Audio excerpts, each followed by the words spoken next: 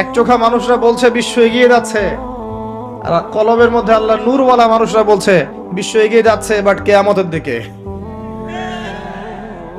কি বুঝছেন? বিশ্ব এগিয়ে যাচ্ছে ঠিকই, বাট কিয়ামতের দিকে, তার শেষ সময়ের দিকে এগিয়ে যাচ্ছে আস্তে আস্তে, এবং এখন খুব দ্রুত এগিয়ে যাচ্ছে। এখন সময় আরো দ্রুত যাচ্ছে। একটা বছর চলে যাচ্ছে একটা মাসের মতো, একটা মাস চলে যাচ্ছে একটা সপ্তাহের মতো, একটা সপ্তাহ যাচ্ছে একটা দিনের মতো, একটা দিন যাচ্ছে একটা ঘন্টার মতো। যারা আল্লাহর নূর এবং বসিরা প্রাপ্ত মানুষ তারা বুঝতে পারে।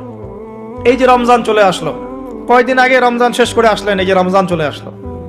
এই যে কয়দিন আগে জুমার নামাজ পড়লেন, দেখবেন আবার জুমা চলে আসবে। সময় দ্রুত চলে যাচ্ছে। কিসের আলামত? কিয়ামতের আলামত। কত আলামত আছে আপনাকে বলে শেষ করতে পারবো না। মহিলাদের সংখ্যা বাড়ছে, পুরুষদের সংখ্যা কমছে। এমন মহিলাদেরকে রাস্তায় দেখবেন যারা পোশাক পরেও নগ্ন হয়ে ঘুরছে। এদের সম্পর্কে নবীজি বলেছেন, শেষ জামানায় এক শ্রেণীর মেয়ে আসবে যাদেরকে আমি দেখি নাই, মানে 1400 বছর আগে এরা ছিল না। তাদের খাসলত কি? তারা কাপড় পরবে, নিসাউন কাসিয়া আরিয়া, কাপড় পরবে কিন্তু নগ্ন থাকবে। আপনি 200-300 বছর আগে এই মহিলাদেরকে দেখতে পারতেন না। লাস্ট 200-300 বছর আপনি দেখতে পারবেন, যখন থেকে পশ্চিমা বিশ্ব এই ওয়ার্ল্ডের দায়িত্ব নিয়েছে তখন থেকে। এটাকে ফেমিনিস্ট রেভলিউশন বলে। এবং নগ্নতা, বেহায়াপন, অশ্লীলতা, এমন পোশাক পরবো যে পোশাক পুরুষদের পোশাক, এটা কিয়ামতের আলামত। নবীজি বলেছিলেন যে গরিব মানুষরা, দরিদ্র মানুষ, স্যান্ডেল পরার টাকা নাই, গায়ে জামা পরার টাকা নাই, উঁচু উঁচু অট্টালিকা নির্মাণের প্রতিযোগিতা করবে। এটা আখিরুজ্জামান বা শেষ জামানের আলামত। দেখে নেন বিগত 200-300 বছর এগুলো ছিল কিনা। বিশাল বিশাল সাইন এগুলো প্রকাশ পাচ্ছে ডে বাই ডে। মানুষ সুদ খাবে, একজন ব্যক্তি সুদ থেকে দূরে থাকতে চাইবে, তার গায়েও সুদের ছিটাফোঁটা গিয়ে লাগবে। এটা সেই যুগ। আপনি পারবেন না বাঁচতে সুদ থেকে। দাড়ি টুপি নিয়েও খেতে হচ্ছে, কিচ্ছু করার নাই, কারণ সব সিস্টেমই সুদ ভিত্তিক। হয় খাচ্ছেন, না হলে দিচ্ছেন, না হলে সাক্ষী থাকছেন, না হলে লিখে রাখছেন, কিছু না কিছু করছেন।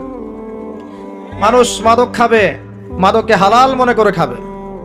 মানুষ জেনা করবে, জেনাকে হালাল মনে করবে, হারাম মনে করবে না। মানুষ হত্যা করবে, যাকে হত্যা করবে সে জানবে না কেন হত্যা করছি, আর যে মারা যাবে সেও বুঝবে না কি জন্য আমাকে মারলো। পিতামাতার সাথে দাস দাসীর মতো আচরণ করা হবে, পিতামাতার সাথে দাস দাসীর মতো আচরণ করা হবে। সম্পদের জন্য সন্তান মাকে হত্যা করবে, বাবাকে হত্যা করবে। দুই চোখওয়ালা মানুষরা বুঝতে পারে এগুলো হচ্ছে, দিন দিন বাড়ছে, সময় সংক্ষিপ্ত হয়ে আসছে। আল্লাহ পাকের আযাব গজব বাড়ছে, আসমানি গজব বাড়ছে, জমিনের বালা বাড়ছে, ভূমিকম্প বাড়বে, ডে বাই ডে ভূমিকম্প বাড়বে। এবং 3টা বড় বড় ভূমিকম্প অপেক্ষা করছে আমাদের সামনে। একটা পৃথিবীর পূর্ব দিকে, একটা পশ্চিম দিকে, আমার ধারণা এটা পশ্চিমা সভ্যতায় হবে, আর একটা হচ্ছে পৃথিবীর মাঝখানে। কিছু মুনাফিককে আল্লাহ পাক ধসিয়ে দিবেন আরবের মধ্যে, আর ওখানেও কিছু মুনাফিক আছে। এটা বুঝতে হলে আপনাকে জিওপলিটিক্স বুঝতে হবে। আরবি দিয়ে কথা বললেই কেউ আমিরুল মুমিনিন হয় না। আরবি দিয়ে কথা বললেই কেউ আমিরুল মুমিনিন হয় না। আব্দুল্লাহ বিন উবাইও আরবি দিয়ে কথা বলতো। তো হত্যা বাড়বে। একটা বড় জিনিস যেটা শেষ জামানায় হবে, এটা আগে হয়নি। এটা বিগত 100 বছর থেকে আমরা দেখছি। এই বিশ্বের বুকে ইহুদি এবং খ্রিস্টানদের মধ্যে একটা বন্ধুত্বের অ্যালায়েন্স হয়েছে, এটাকে আমরা জায়নিস্ট মুভমেন্ট বলি। এই মুভমেন্টটা বিগত 100-200 বছর আগে ছিল না, কিন্তু এটা শেষ জামানায় হবে এমনটা এসেছে। কোরআনেও আছে, ইয়া আইয়ুহাল্লাযীনা আমানু লা তাত্তাখিযুল ইয়াহুদা ওয়ান নাসারা আউলিয়া, তোমরা ওই সব ইহুদি এবং খ্রিস্টানদেরকে বন্ধুরূপে গ্রহণ করো না। কোন সব? সবাইকে না। কোন সব? বা'দুহুম আউলিয়াউ বা'দ, যারা একে অপরের বন্ধু, যারা একে অপরের বন্ধু। বিশ্বের ইতিহাস ঘাটলে দেখবেন, হিস্ট্রির ছাত্র আমি, ইতিহাস ঘাটলে দেখবেন ইহুদি এবং খ্রিস্টানরা একে অপরের সাথে মারামারি করেছে শতাব্দীর পর শতাব্দী। এমনকি ঈসা আলাইহিস সালামকে ইহুদিরাই হত্যা করতে চেয়েছিল, কিন্তু আল্লাহ পাক উঠিয়ে নিয়েছেন, ওয়া কাতালুহু ওয়া সালাবু। কিন্তু এখন দেখবেন ওরা বন্ধু, এখন দেখবেন ইসরায়েলের বন্ধু পশ্চিমারা। আশ্চর্য একটা বিষয়। আর কোন নিদর্শনের জন্য অপেক্ষা করছেন? এগুলো আস্তে আস্তে ডে বাই ডে বাড়তে থাকবে। হারাজ বাড়বে, হারাজ মানে হত্যাকাণ্ড, প্রচুর হত্যাকাণ্ড হবে। প্রথম বিশ্বযুদ্ধে মানুষ মরেছে প্রায় 3 থেকে 4 কোটি, দ্বিতীয়টাতে মানুষ মরেছে 7 থেকে 8 কোটি। সামনে যেটা হবে এখানে দেখবেন পৃথিবীর 3 ভাগের 1 ভাগই শেষ ইনশাআল্লাহু আযজা ওয়া জাল। এমনটাই হবে ইনশাআল্লাহু তাআলা। আমরা চাই না এমনটা হোক, কিন্তু কুদিয়াল আমর, লেখা হয়ে গেছে, এগুলো কিছু করার নাই। নবী ঈসা আলাইহিস সালাম আসার আগে পৃথিবীর অবস্থা এমন থাকবে না। পৃথিবী সংকীর্ণ হয়ে আসবে, জনসংখ্যা কমবে, প্রচুর মানুষ মহামারীতে মারা যাবে। আর মহামারীর সময় চলে যাওয়ার পরে কি আসবে সেটাও হাদিসের মধ্যে আছে, ওয়া বা'দাহু সানাওয়াতি জালাজিল, এরপরে আসবে ভূমিকম্পের বছরগুলো। মহামারীর সময়গুলো যখন চলে যাবে এরপরে আসবে ভূমিকম্পের বছরগুলো। আলেম ওলামা আছে, ওনাদের কাছে অনুবাদ করে নিয়েন। সানাওয়াত, সানার বহু বচন, একটা বছর না, অনেক বছর। জালজালায়ের বহু বচন জালাজিল, অনেক ভূমিকম্প হবে। আর প্রত্যেক ভূমিকম্পে পৃথিবীর সময় কিন্তু সংক্ষিপ্ত হয়ে আসে। এটা আপনারা যারা সায়েন্স জানেন তারা বুঝবেন। যাই হোক, এই অবস্থার প্রেক্ষাপটে ইসলাম ছাড়া আত্মসমর্পণের কোনো জায়গা নাই, আর ইসলাম ছাড়া সমাধানও কেউ দিতে পারবে না। এই জন্য নিরপেক্ষভাবে আল্লাহর কাছে যেহেতু ফিরে যেতেই হবে, আমাদের উচিত ইসলামকে আগে ভালো করে জানা এবং বোঝা, হটকারী না হওয়া। আগে জানা এবং বোঝা যে ইসলামের প্রতিটা বিষয়ের সলিউশন আছে কি নাই।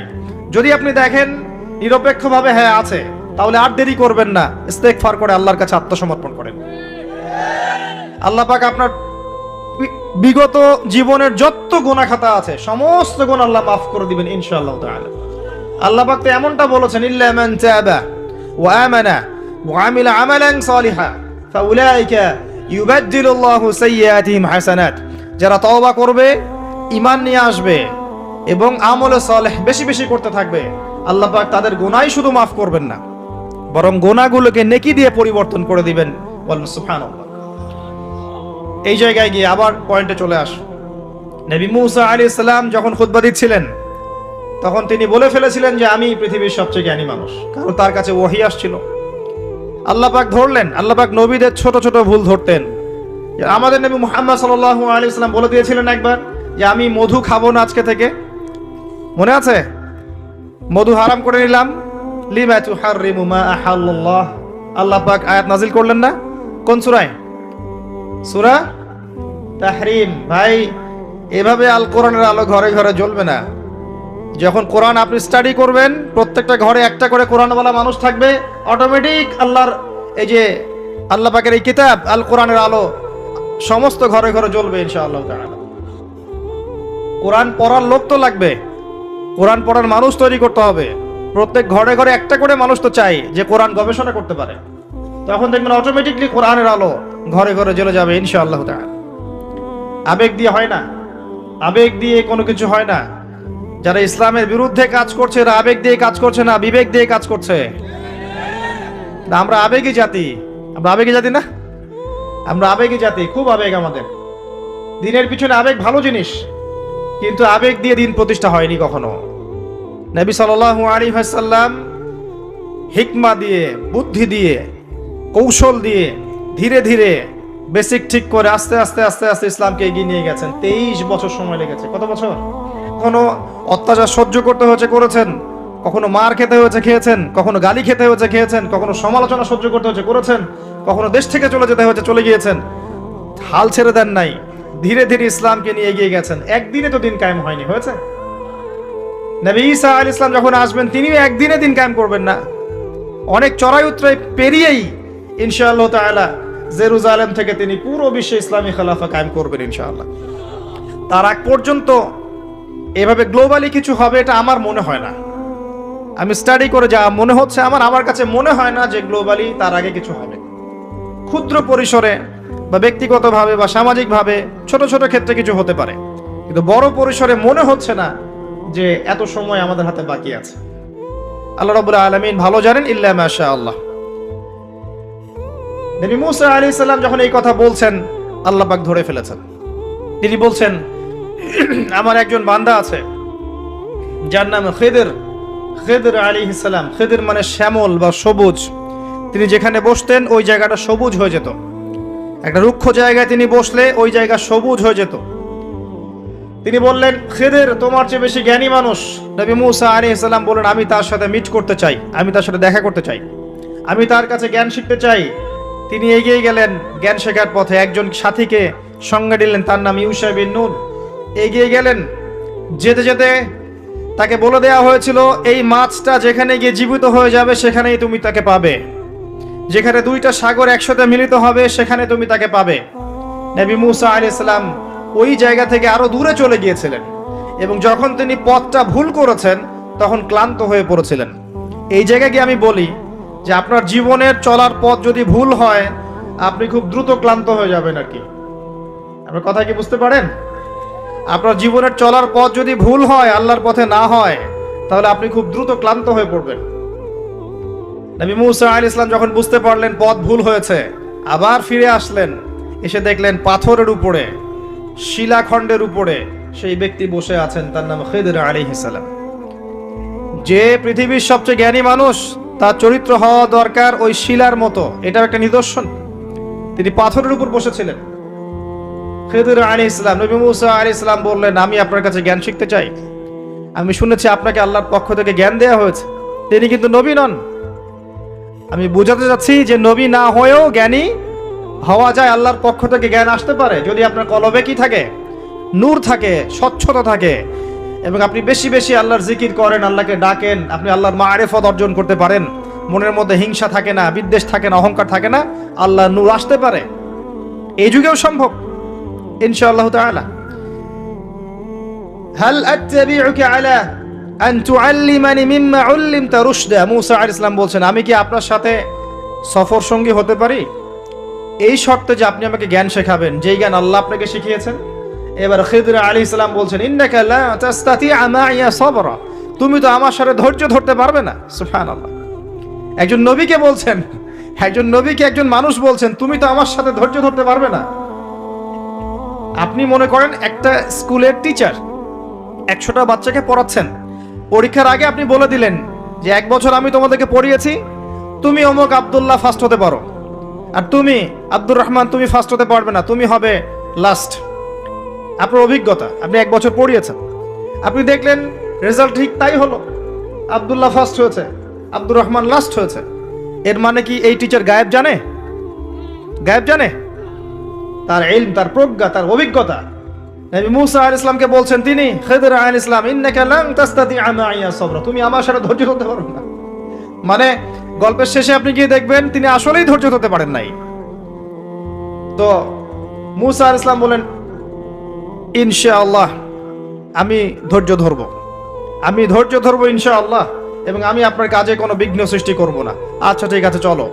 গল্প অনেক বড়, আমি সংক্ষেপে বলছি। 3টা ঘটনা ঘটেছে। একবার নৌকা ফুটা করে দিয়েছেন খিদির আলাইহিস সালাম, দ্বিতীয়বার একজন বালককে হত্যা করেছেন, আর তৃতীয়বার একটা দেয়ালকে নির্মাণ করেছেন, দেয়ালটা পড়ে গিয়েছিল, কোনো পারিশ্রমিক নেননি, ফ্রি অফ কস্ট দেয়াল নির্মাণ করেছেন। নবী মুসা আলাইহিস সালাম প্রত্যেকবার বলছেন যে আপনি এই কাজটা কেন করলেন, আপনি এই কাজটা কেন করলেন, বারবার জিজ্ঞাসা করছেন, ইন্টারফেয়ার করছেন। এবং খিদির আলাইহিস সালাম বলছেন, আমি কি বলিনি তোমাকে, আলাম আকুল লাক ইন্নাকা লান তাস্তাতিআ মাইয়া সাবরা। এক পর্যায়ে যখন তিনি তৃতীয় প্রশ্নের উত্তর দিতে পারলেন না, সবর করতে পারলেন না, তখন খিদির আলাইহিস সালাম বলেন, হাযা ফিরাকু বাইনি ওয়া বাইনাক, এই হচ্ছে তোমার আমার পার্থক্য, আর একসাথে চলা হলো না।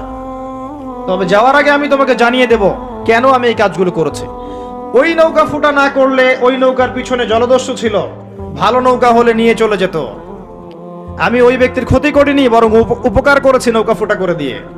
ওই বাচ্চাকে হত্যা না করলে, ওই বাচ্চার পিতা মাতা ছিল বড় আলেম, বড় আল্লাহওয়ালা, এই বাচ্চা বড় হলে নিজেও কাফের হতো, বাপ মাকেও কুফরিতে নিয়ে যেত। অনেকটা আমাদের নাস্তিক প্রজন্মের মতো আর কি। তিনি হত্যা করেছেন, আল্লাহর আদেশে হত্যা করেছেন। আর ওই যে দেয়াল নির্মাণ করেছি, এই দেয়ালের নিচে ছিল 2 জন এতিম বালকের রেখে যাওয়া পৈতৃক সম্পত্তি। তার বাবা মা রেখে গিয়েছিল সোনার কয়েন, রূপার কয়েন, এইগুলো মাটির নিচে ছিল। তারা বড় হয়ে যেন এটা পায়, অন্য কেউ সিজ করতে না পারে, এই জন্য আমি এখানে দেয়াল নির্মাণ করেছি, কোনো পারিশ্রমিক নেই নাই। বাই দ্য ওয়ে, সোনার কয়েন আর রূপার কয়েনের কথা কোরআনে আছে, দিনার আর দিরহামের কথা কোরআনে আছে, যদিও বিশ্ব ব্যবস্থায় নাই। বিশ্ব ব্যবস্থার IMF নামে একটা সংগঠন আছে, ইন্টারন্যাশনাল মনিটারি ফান্ড, তারা আইন করে সোনার কয়েন আর রূপার কয়েনকে হারাম করে দিয়েছে। আপনি কি সেটা জানেন যে পশ্চিমারা সোনার কয়েন আর রূপার কয়েনটাকে হারাম করেছে অর্থনীতি থেকে? Ban, totally ban. তাদের আর্টিকেলস অফ চার্টারের মধ্যে আছে, লিখে আছে যে এই বিশ্ব বাজার থেকে সোনার কয়েন রূপার কয়েনকে ব্যান করে দেয়া হয়। কেউ যদি আল্লাহর হালালকে হারাম করে তাকে আমরা কি বলতে পারি? কেউ যদি আল্লাহর হারামকে হালাল করে আর আল্লাহর হালালকে হারাম করে নেয় তাকে আমরা কি বলতে পারি? আর এই পাপটার নাম কি? সূরা তাওবার 31 নম্বর আয়াত অনুযায়ী এই পাপটাকে বলা হয় শিরক। জি, সূরা তাওবার 31 নম্বর আয়াত অনুযায়ী এই পাপটাকে বলা হয় শিরক। কে অধিকার দিল মানুষকে আল্লাহর হালালকে হারাম করার? একটা কয়েনের মধ্যে ইন্ট্রিনসিক ভ্যালু থাকে, অন্তর্নিহিত মান থাকে। এখানে যতটুকু সোনা আছে এতটুকুই আছে, এর ইন্ট্রিনসিক ভ্যালু আছে, অন্তর্নিহিত মান আছে। আজীবনে এই মান কমে যাবে না ইনশাআল্লাহ তাআলা, বরং বাড়বে। আপনার কাছে যা দিয়েছে তারা এটা হারাম করার পরে এটার মান দিন দিন বাড়ে না, বরং দিন দিন কমতে পারে। এতে করে আপনি আপনার শ্রম হারাচ্ছেন, আপনি শ্রম দিয়ে টাকা আর্ন করছেন। সেই কঠোর পরিশ্রমের টাকার মান যখন কমে যায় তখন আপনার শ্রমটাও চলে যায়। কেউ আপনার শ্রমটা চুরি করে খেয়ে ফেলে। শুধু ব্যক্তির পর্যায়ে না, বড় বড় রাষ্ট্রকে তারা দেউলিয়া করতে পারে, করেছে হিস্ট্রিতে। যাই হোক, ওইদিকে আমি যাচ্ছি না। তবে কোরআনে যে দিনার দিরহামের কথা আছে এটা জেনে রাখেন। অ্যাটলিস্ট কিছু করতে পারবেন না আমি জানি, বাট জেনে রাখেন। জানতে দোষ আছে? জানতে কোনো দোষ আছে? কিছু করার নাই, কিন্তু জানতে দোষ আছে? আচ্ছা, জেনে রাখেন। এরপরে নবী মুসা আলাইহিস সালাম 3টা উত্তর পেয়ে গেলেন। এখন এই যে ঘটনাটা আপনাকে বললাম সূরা কাহফের মধ্যে আছে, এখানে খিদর আলাইহিস সালাম কি এক চোখ দিয়ে দেখেছেন না 2 চোখ দিয়ে দেখেছেন? নবী মুসা আলাইহিস সালাম বাইরের চোখ দিয়ে দেখছেন, এটা কেন করলেন, এটা কেন করলেন, এটা কেন করলেন। এর পিছনের কারণটা কিন্তু তিনি ধরতে পারেন নাই। নবী হয়েও ধরতে পেরেছেন কে? খিদর আলাইহিস সালাম। তার মানে আল্লাহর পক্ষ থেকে জ্ঞান যখন আপনার কাছে আসবে, আপনার কলবে আল্লাহ নূর আসবে, হিকমা এবং প্রজ্ঞা আসবে, আপনি অনেক দূর পর্যন্ত দেখতে পারবেন ইনশাআল্লাহ তাআলা। এটা সাধারণ মানুষ পারবে না। আল্লাহ পাক এমন আরেকজন ব্যক্তির কথা বলেছেন, এই যে যেটা আমি তেলাওয়াত করেছিলাম, ওয়াইজ ক্বালা ওয়ালাকাদ আতাইনা লুকমানাল হিকমা আন ইশকুরু লিল্লাহ। আমি লোকমানকেও হিকমা দিয়েছিলাম। সুবহানাল্লাহ। লোকমান আলাইহিস সালাম হয়তো নবী ছিলেন না, আল্লাহ বলছেন আমি লোকমান হাকিমকে আমি হিকমা দিয়েছি, প্রজ্ঞা দিয়েছি। 3 জন ব্যক্তির জন্য জান্নাতের একটা সুসংবাদ আছে, জান্নাতে বড় মর্যাদা আছে। 3 জনই হচ্ছেন কালো বর্ণের, আফ্রিকান কন্টিনেন্টের মানুষ, যেটাকে আমরা মনে করি যে কুৎসিত চেহারা। আসলে তো মানুষ কুৎসিত নয়। মানুষ কি কুৎসিত হয়? কালোর মধ্যে সৌন্দর্য আছে না? নর্মাল যে ভাষা ব্যবহার করে সেই ভাষায় বললাম যে 3 জন কালো বর্ণের মানুষের জন্য জান্নাতের সুসংবাদ আছে। যারা কালো ছিলেন, আফ্রিকার মানুষ ছিলেন, ইথিওপিয়া ইরিত্রিয়ার মানুষ ছিলেন। তাদের একজনের নাম হচ্ছে বেলাল আল হাবাশি রাদিয়াল্লাহু আনহু, যাকে উমাইয়া বিন খালাফ মক্কায় শুইয়ে বুকের উপর পাথর চাপা দিয়েছিল না, আর তিনি বলতেন আহাদুন আহাদ। তাকে শুইয়ে দেওয়া হয়েছে এবং বলা হচ্ছে বলো লাত এবং ওজ্জার নামে কসম করো। কিচ্ছু করতে হবে না, ইসলামকে অস্বীকারও করতে হবে না, খালি লাত এবং ওজ্জার নামে কসম করো। সে বলছে আহাদুন আহাদ, যিনি এক তিনি এক, যিনি এক তিনি একক। অত্যাচার করা হচ্ছে, নির্যাতন করা হচ্ছে, তিনি একটা কথাই বলছেন আহাদুন আহাদ, যিনি এক তিনি এক। আল্লাহ পাকের কাছে এত ভালো লেগেছে এই কথাটা, আল্লাহ সূরা নাজিল করেছেন কুল হুয়াল্লাহু আহাদ, বলুন তিনি আল্লাহ এক। সুবহানাল্লাহ। বেলাল রাদিয়াল্লাহু আনহুকে যেই মক্কায় নির্যাতন করা হয়েছে, ওই মক্কায় মক্কা বিজয়ের দিন তিনি কাবা ঘরের ছাদে উঠে আজান দিয়েছেন। সুবহানাল্লাহ। আল্লাহ পাক এইভাবে দিন পরিবর্তন করে দেন। আল্লাহ পাক দিন সবসময় একরকম রাখেন না। আজকে যাকে নির্যাতন করা হচ্ছে, নিপীড়ন করা হচ্ছে, যদি সে হকপন্থী হয়ে থাকে, দেখবেন আল্লাহ পাক তাকে ওই জায়গায় সম্মানিত করে দিবেন ইনশাআল্লাহ। এটা আল্লাহ সুন্নাহ, আল্লাহ পাক করেছেন হিস্ট্রিতে যুগে যুগে। আরেকজন হচ্ছেন বাদশা নাজাশি। এটাকে যার রাষ্ট্রে মুসলিমরা আশ্রয় নিয়েছিল হিজরত করে, আবিসিনিয়ার বাদশা নাজাশি, মনে আছে? সিরাত পড়েছেন? আচ্ছা। আরেকজন হচ্ছে লুকমান হাকিম আলাইহিস সালাম, তার উপরেও জান্নাতের বড় মর্যাদা আছে। তাকে অপশন দেয়া হয়েছিল নবুয়ত নিবেন নাকি প্রজ্ঞা নিবেন। তিনি নবুয়তের দায়িত্বটাকে ভারী মনে করেছেন এবং প্রজ্ঞাটাকে সহজ মনে করেছেন এবং প্রজ্ঞাটাকে তিনি বেশি বেশি নেয়ার জন্য আল্লাহর কাছে দোয়া করেছেন। আল্লাহ রাব্বুল আলামিন তাকে প্রজ্ঞা নাজিল করেছেন, প্রজ্ঞা দিয়েছেন। আসেন তিনি কি বলছেন এবং একজন প্রজ্ঞাবান মানুষের আচরণ কেমন হওয়া উচিত। তিনি আল্লাহ পাক বলছেন, ওয়ালাকাদ আতাইনা লুকমানাল হিকমা, আমি লোকমানকে হিকমা এবং প্রজ্ঞা দিয়েছি, আমার পক্ষ থেকে জ্ঞান শিক্ষা দিয়েছি। আনিশকুরু লিল্লাহ, জ্ঞানের প্রথম কাজটা হচ্ছে হে লোকমান তুমি আল্লাহর শুকরিয়া আদায় করবে। সুবহানাল্লাহ, একজন জ্ঞানী মানুষ আল্লাহর শুকরিয়া আদায় করে। ওয়া মান ইয়াশকুর ফাইন্নামা ইয়াশকুরু লিনাফসি, যে ব্যক্তি আল্লাহর শুকরিয়া আদায় করে সে নিজের নফসের ভালোর জন্যই সেটা করে। আল্লাহ পাক অন্য আয়াতে বলেছেন, লা ইন শাকারতুম লা আযীদান্নাকুম, যদি তোমরা আল্লাহর শুকরিয়া আদায় করো আমি তোমাদের প্রতি আমার নেয়ামতকে কি করব, বাড়িয়ে দেব। ওয়ালা ইন কাফারতুম, যদি তোমরা কুফরি করো, ইন আযাবি লাশাদীদ, আমার আযাব বড়ই কঠিন, বড়ই কঠিন। আমাদের উচিত দিনে কমপক্ষে 100 বার করে হলেও আলহামদুলিল্লাহ পড়া যাবে। যে কোনো অবস্থাতে আলহামদুলিল্লাহ, আলহামদুলিল্লাহ। ভাই কেমন আছেন? আলহামদুলিল্লাহ। ভাই পরিবার কেমন আছে? আলহামদুলিল্লাহ। ভাই চাকরি কেমন আছে, চলছে কেমন? আলহামদুলিল্লাহ। ব্যবসা কেমন? আলহামদুলিল্লাহ। এটা হচ্ছে সেই বান্দা নিদর্শন যার মনের মধ্যে আল্লাহর প্রতি ভক্তি শ্রদ্ধা আছে, যার মনের মধ্যে আল্লাহর নূর আছে। তার নিদর্শন হচ্ছে সে সব সময় শুকরিয়া আদায় করবে।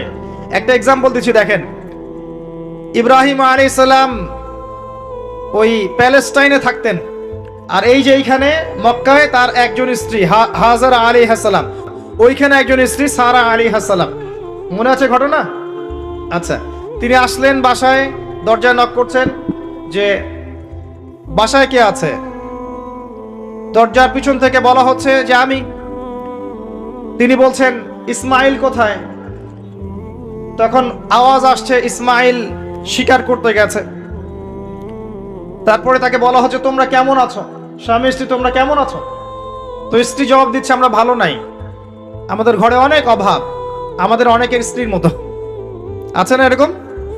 সারা জীবন করে যাবেন, একটা কথাই শুনবেন শেষ বয়সে গিয়ে, জীবনে কিছুই পাইলাম না তোমার কাছে।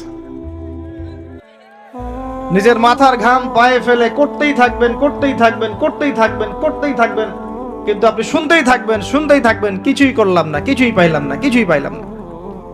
অমুক ভাবি কত ভালো আছে, অমুক কত ভালো আছে, অমুকের এত আছে, অমুকের তত আছে। সুবহানাল্লাহ, এটা আমাদেরই দোষ। কারণ বিয়ে করার সময় যারা দিনদারিতা না দেখে শ্বশুরের সম্পত্তি দেখবেন, সৌন্দর্যকে বেশি প্রাধান্য দিবেন, নিজের হারাম প্রেমকে বেশি প্রাধান্য দিবেন, নিজের ওই বংশমর্যাদা ইত্যাদি ইত্যাদিকে বেশি প্রাধান্য দিবেন, তখন তো আফসোস করতেই হবে, কিছু করার নাই। এই জন্যই তো নবী সাল্লাল্লাহু আলাইহি ওয়াসাল্লাম বলেছেন যে দিনদার স্ত্রীদেরকে দেখে বিয়ে করো, যার মধ্যে দিনের বুঝ আছে, জ্ঞান আছে, একে দেখে বিয়ে করো। তবে এখানে একটা বিষয় আপনাকে সতর্ক করতে চাই যে প্রত্যেকটা বোরখার পিছনেই সঠিক দিনদারিতা থাকে না। অতএব এটা দেখেও ধোঁকা খাওয়ার কিছু নাই। দিনদারিতা আল্লাহর সাথে বান্দার মনের ব্যাপার। দিনের বেসিক কিছু প্রশ্নের মাধ্যমে আপনি তার উত্তর পেতে পারেন, দিনের বেসিক কিছু বুঝ আচরণ দেখে আপনি তার উত্তর পেতে পারেন, তার তাকওয়া দেখে আপনি উত্তর পেতে পারেন। একজন আমিরুল মুমিনিন খলিফা, তিনি রাত্রেবেলা জনগণের অভাব অনটন দেখেন। একদিন দেখতে দেখতে রাতে ক্লান্ত হয়ে পড়লেন, একটা দেয়ালের আড়ালে তিনি দাঁড়িয়ে বিশ্রাম নিচ্ছেন, বসে পড়েছেন। দেয়ালের পিছন থেকে তিনি আওয়াজ শুনছেন, মা আর মেয়ে কথাবার্তা বলছে। মা বলছে দুধে পানি মিশাও, আর মেয়ে বলছে যে ইত্তাকিল্লাহ, হে মা আল্লাহকে ভয় করো। তার মা বলছে এখানে তো ওমর নাই, ওমরের প্রশাসন নাই, ভয়ের কি আছে, মিশাও, পানি মিশাও। তখন এই মেয়ে বলছে ওমর নাই তো কি হয়েছে, ওমর রব আল্লাহ তো জীবিত আছেন, তিনি দেখছেন। ওমর রাদিয়াল্লাহু আনহু পরের দিন ওই বাড়িটা মার্ক করে রাখলেন রাত্রেবেলা। পরের দিন তার ছেলেকে নিয়ে আসছেন এই বাসায়, এসে মেয়ে দেখাচ্ছেন, এই মেয়ে পছন্দ হয় কিনা দেখো। মেয়ে পছন্দ হয়ে গেছে। আমিরুল মুমিনিনের মানে রাষ্ট্রপ্রধানের ছেলের সাথে এই মেয়ের বিয়ে হয়ে গেল। দুধওয়ালি, দুধ ধোয়াচ্ছেন যেই মেয়ে, কি দেখে বিয়ে দিলেন? সৌন্দর্য দেখে, বংশমর্যাদা, শ্বশুরের টাকা, যৌতুক। এই কাজ যদি আমরা করতে না পারি সংসারে শান্তি আসবে না, তখন কিছু করার থাকবে না ভাই। কারণ এই ফিতনায় একবার ঢুকে গেলে জীবনটা ম্যাসাকার। এগুলো ডিল করতেই দিন দিন অনেক চলে যাবে। দিনের ফিকির পরে দেখবেন পরিবার সামলাতেই সময় শেষ, দিন শেষ। মানসিকভাবে যদি আপনি ফ্রেশ না থাকেন, ভালো না থাকেন, সাউন্ড না থাকেন, আপনি দিনের জন্য কিন্তু কিছু করতে পারবেন না। আর পরিবারে যদি নেককার স্ত্রী না থাকে, আপনি মানসিকভাবে ভালো থাকবেন না, ভালো থাকবেন না। এটা প্র্যাকটিক্যাল কথা। তো ওই যে স্ত্রী বলছে আমরা ভালো নাই, ইসমাইল স্বীকার করতে গেছে আমরা ভালো নাই, একবেলা খাই একবেলা খেতে পারি না, ভালো নাই। ইব্রাহিম আলাইহিস সালাম বলছেন ঠিক আছে, ইসমাইল বাসায় আসলে ওকে বলো যে তার বাবা এসেছিল, আর তাকে বলো যে ঘরের চৌকাঠটা যেন পরিবর্তন করে। কথা কি বুঝতে পারছেন? ইসমাইল আলাইহিস সালাম আসলেন, একজন বৃদ্ধা লোক এসেছিল বাসায়, তোমার বাবা পরিচয় দিয়েছে। কি বলেছে? বলেছে যে ঘরের দরজা যেন পরিবর্তন করি। তখন তিনি বলছেন তুমি কি এমন বলেছিলে যে যার কারণে এই কথাটা বলেছে? তো তিনি বলছেন আমি বলেছি আমরা ভালো নাই, আমরা অভাবে আছি, তুমি শিকারে গেছো ইত্যাদি। তখন তিনি বলছেন তুমি ভুল করেছো, তিনি আমার বাবা ছিলেন, তিনি একজন নবী, তিনি ইনডাইরেক্টলি আমাকে বলেছেন আমি যেন তোমাকে তালাক দেই। এক কথায় তালাক হতে পারে? দিনদারিতা না থাকলে তালাক দেয়া যায়। যদি ধৈর্য ধরতে ধরতে ধরতে ধরতে আপনি অতিষ্ঠ হয়ে যান, দিনের ব্যাপারে আর কম্প্রোমাইজ করতে পারেন না, সেক্ষেত্রে তালাক একটা অপশন আছে। এটা খারাপ নয়, যদিও এটা মন্দের ভালো একটা অপশন, কিন্তু সবর করতে উৎসাহিত করা হয়েছে। সবর করতে করতে করতে করতে যদি ভিতরটা পরিবর্তন না হয়, এরকম আল্লাহর প্রতি অকৃতজ্ঞ মানুষকে নিয়ে আপনি সারা জীবন চলতে পারবেন না। এবং দিনের পথে চলতে গিয়ে যারা প্রতিবন্ধকতা স্বীকার করে, তাদেরকে নিয়ে আপনি আল্লাহর পথে দাওয়াত এবং মুজাহাদার মেহনত করতে পারবেন না।